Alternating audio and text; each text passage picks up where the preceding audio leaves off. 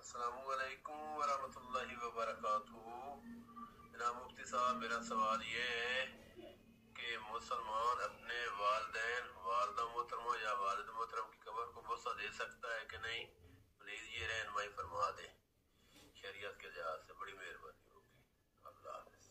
السلام علیکم ورحمۃ اللہ وبرکاتہ۔ بھائی، آپ نے سوال کیا کہ کیا بندہ اپنے والدین کی قبر کو بوسہ دے سکتا ہے؟ جی بالکل دے سکتا ہے۔ ایک روایت ہے، حضور علیہ السلام کے پاس ایک صحابی آئے، عرض کی کہ یا رسول اللہ صلی اللہ علیہ وسلم، میں نے ایک منت مانگی تھی کہ اللہ وہ میری منت پوری کر دے تو میں جنت کی چوکھٹ کو بوسہ دوں گا۔ تو حضور علیہ السلام کی بارگاہ میں وہ آ کر عرض کرنے لگے کہ یا رسول اللہ، وہ منت تو پوری ہو گئی، اب جنت کی چوکھٹ کو کیسے بوسہ دوں؟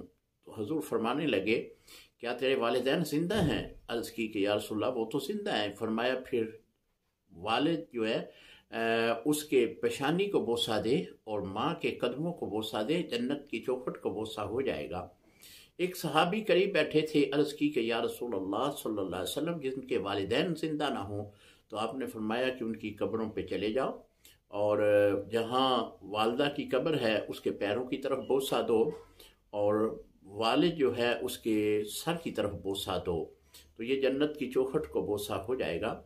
اور والدین کی قبر کو بوسہ دینا یہ شرعاً جائز ہے، لیکن اعلیٰ حضرت امام احمد رضا خان بریلوی رحمۃ اللہ تعالی علیہ آپ لکھتے ہیں کہ والدین کی قبر کو بھی بوسہ دینا ہے تو دیکھ کر دیا جائے۔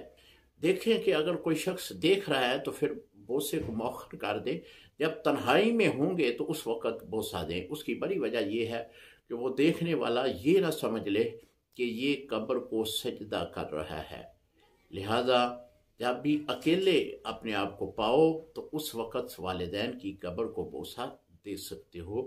السلام علیکم ورحمۃ اللہ وبرکاتہ۔